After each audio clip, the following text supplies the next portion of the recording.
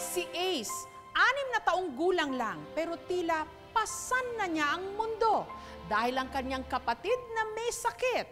Pasan-pasan din niya. Tuwing umaga, inihahanda na ng 6 na taong gulang lang na si Ace ang kanyang maleta. Hindi dahil sa kung saan siya pupunta.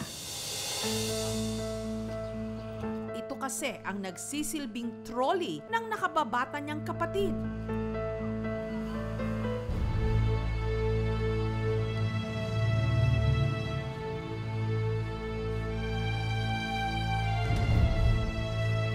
Ang 3 taong gulang na si June, hindi nito tunay na pangalan.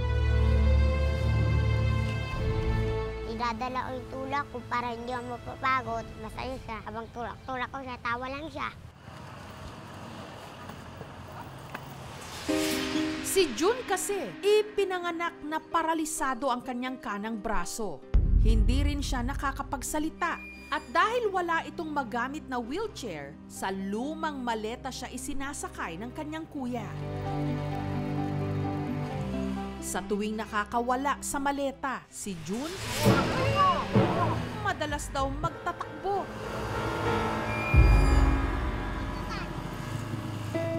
Kaya ang kanyang kuya Ace, madalas din siyang pinapasan. Baka malingatan ko po, tumakbo sa kalsada, nabangga. Ba't kayo naglalakad ng kapatid mo? Para ma-skirt siya. Inialagaan ko na po yung kapatid ko. Karga-karga ko lang po. Pero nasa na nga ba ang kanilang mga magulang? At bakit sa murang edad ni Ace, tila naiwan na sa kanyang balikat ang bigat ng mga responsibilidad? Dito sa barong-barong na ito, sa Bacoor, Cavite, nakatira sila Ace. Ginalingatan mo siya, titirik ang maya-maya yung mata niyan. Para akong natatakot.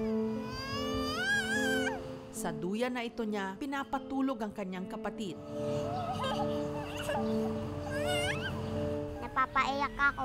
Pray po ako. Mama Mary, yung kapatid ko, sana po, di po atake yung kapatid ko.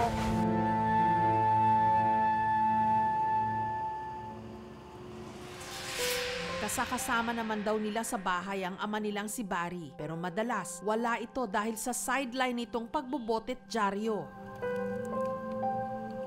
Hirap kasi si Barry na maghanap ng disenteng trabaho dahil sa kinasangkutan daw nitong kaso. Ang ina naman ng 2 bata, namatay nito lang nakaraang taon. Nabundol. Mga magulang ko, pati na rin. Ang mga kapatid ko, may kanya-kanya na rin buhay.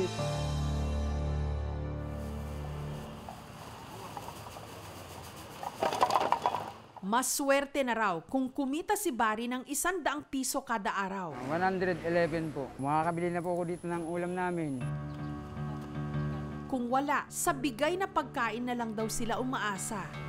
Katulad sa araw na ito, may nag-abot sa kanila ng tirang donut. Yung mga nakukuha kong basura, binubukod ko po yung mga kalakal, yung mga plastic, binibigay ko sa kanya. Mga tira-tira pagkain, magaganda pa talaga, binibigay ko sa kanila. Ganun din kasi ako dati. Nung nagsisimula pa lang ako, nagbabasura din ako eh.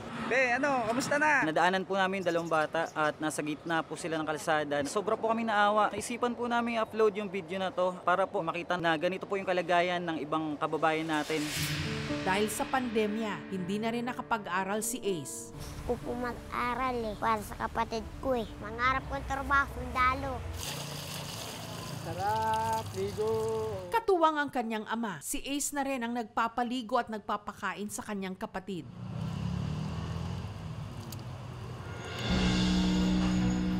Hindi rin pwedeng mawaglitan ito ng tingin, lalo't madalas itong maglikot. Nung ang sandaling yon, si June, nahulog sa upuan. Hindi po pwedeng walang kasama. Pag time na inabot siya ng epilepsy, baka tumama sa mga matitigas na bagay ang ulo. May pagkakataon din daw na kung ano-ano ang isinusubo nito. Pilit lang matay! Lahat! Yung likod! Hindi yan! Gaya nung nabilaukan ito sa kinaing bayabas. Natura na. Okay na, natura na. Hindi pa ako, wala pa ako. Ang nalulungkot Okay na. Okay na. Mama na ikaw. Hindi po siya pwedeng pabayaan, lalo na pagpakainin siya ng na hindi nakikita, kahit tinapay nga lang ho eh. Kaya para malibang, si Ace madalas na lang daw ipasyal ang kanyang kapatid. Pinapasan ng patpatin din niyang katawan. Sumasakit po yung katawan ko. Para akong ngalay na ngalay. Minsan parang ayaw ko na po maglaro. Kailangan po kasi batayin. Nawala na siya yung karapatan na magipag-aliw sa ibang bata. Wala akong magagawa eh. Kailangan kong kumilos eh. Pero dahil sa hindi makontrol na kilos ni June, may mga pagkakataong nasasaktan din daw siya nito. Ito po pinatuto ng kapatid ko. Parang gusto ko na po siya iwanan eh. Pero hindi ko magawa-gawa dahil bilang kapatid ko po siya eh. Hanggang pagtanda ko, alagaan ko pa siya. Kahit nang tangyal na lang kamatayan ko, sasabihin ko siya na mahal kita. Para malaman ang kondisyon ni June, kahapon lang sinamahan ng aming team ang mag-aama sa isang espesyalista. Check ko lang po ha. Check lang be. Meron siyang seizure disorder. Nagkaroon na din kasi siya ng developmental delay. Nakukulangan ng oxygen ng utak every time may mga episode ng convulsion. Parang kailangan natin pa CT scan and yung EEG para matest talaga kung ano yung activity ng nangyari sa brain niya.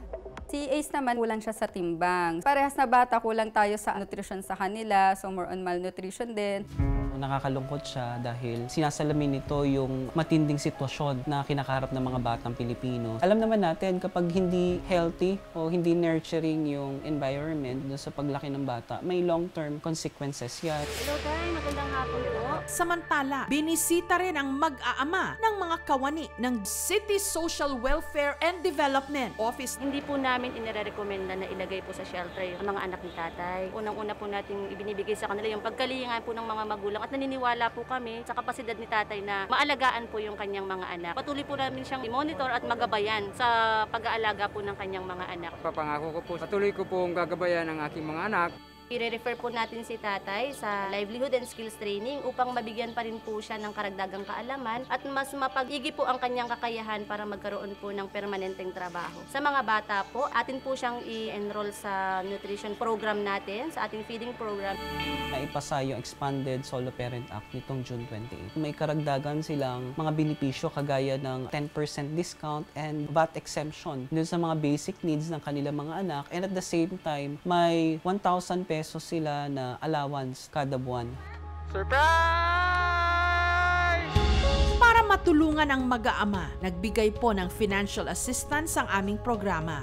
May mga nagbigay din sa kanila ng grocery at school supplies. May nag-donate din ng materyales, pampagawa ng kanilang bahay. At para hindi na mahirapan si June sa kanyang maleta, isang donor at ang aming programa, binigyan ng wheelchair si June. Maraming salamat po sa inyo dahil hindi ko po inaasahan ang bagay na to na darating pa sa amin.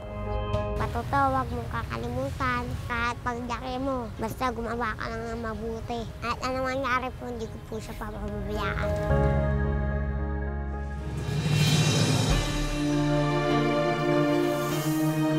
Umaasa si Ace na ito na ang simula para kahit paano gumaan ang bigat na kanilang pinapasan.